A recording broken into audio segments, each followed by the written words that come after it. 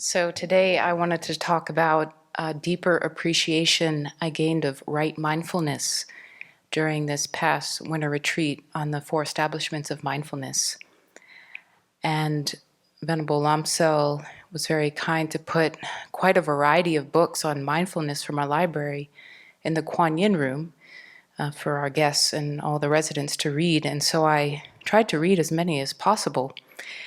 And I noticed quite a bit of variation in how mindfulness was defined. And there is some debate and disagreements and discussions across the various Buddhist traditions about what exactly mindfulness is. And mindfulness has made its way into popular culture. And so one of the common ideas floating around out there about mindfulness is that it's just bare awareness. It's just bare attention to what's going on in the present moment in your body or your mind. And there's a lot of consensus among Buddhist scholars and practitioners that this is not the correct definition of mindfulness. And in the traditional Buddhist texts, mindfulness always has an element of intention behind it. And the right intention that the Buddha taught about also has an ethical component to it as well. So one of the books that I had picked up was Right Mindfulness by Thanissaro Bhikkhu. He's a Theravadan scholar and monk. And I remember in 2017, when the Abbey had hosted another retreat on the 4 establishments of mindfulness, I had started to read this book. And I was just captivated by what it was saying. It's a bit technical. It really explores what right mindfulness is by drawing on different Pali suttas, and especially the Maha Satipatthana Sutta. And I found it helpful to think about mindfulness and the 4 establishments practice within the broader context of the Noble Eightfold Path, and to be able to distinguish right mindfulness from just regular mindfulness. So Thanissaro Bhikkhu, he defines regular mindfulness as mindfulness that applies memories of teachings or meditative practice from the past to present activities for the sake of achieving a future result. So it's sort of a progression through time. You remember things from the past, apply it to the present in order to get a future result. And he writes, mindfulness, whether right or wrong, is a factor present in any experience where memories from the past are brought to bear on what is happening within the present experience.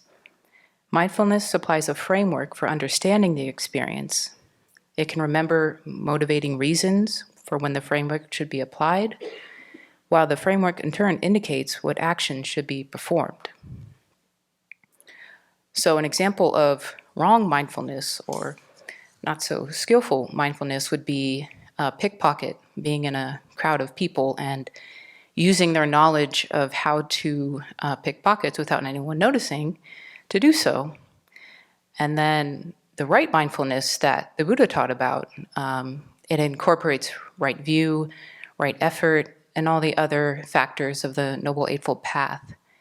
And the definition of right mindfulness is any of the mindfulnesses that are described in the Satipatthana Sutta.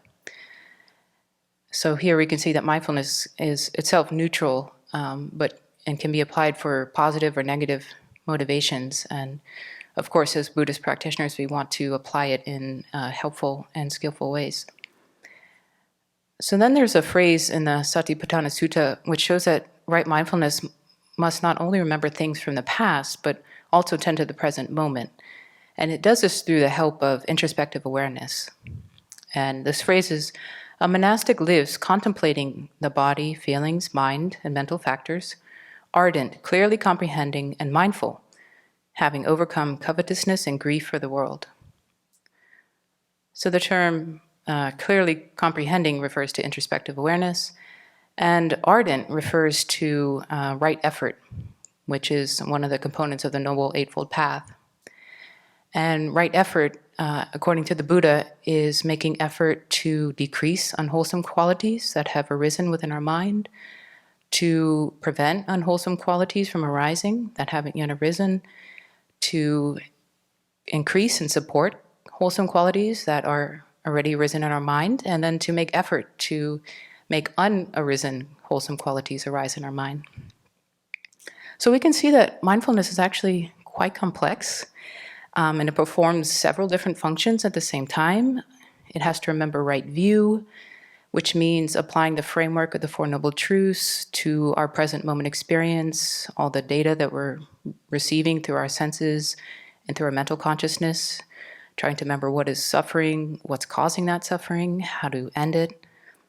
And then it also remembers just the general Buddhist teachings about what leads to suffering and what leads to happiness. Right mindfulness has to remember the object of meditation. And then it has to remember what to do when introspective awareness notices that the mind is wandering away. So this could be to just drop whatever thought or feeling that we've become distracted by, or to actually apply an antidote. So I thought that looking at mindfulness within this broader context helped me to appreciate how complex and important right mindfulness is, and how it fits in with the other components of the path to awakening. So I'd like to end with a wonderful description of the function of right mindfulness, which is contained in Chapter 5 of Following in the Buddha's Footsteps by Venerable Chodron and His Holiness. And this quote is taken from the Precious Jewel on the Crown Sutra.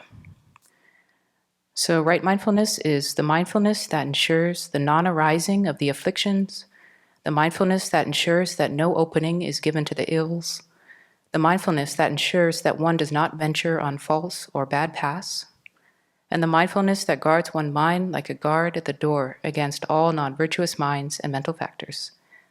This is called thoroughly pure mindfulness.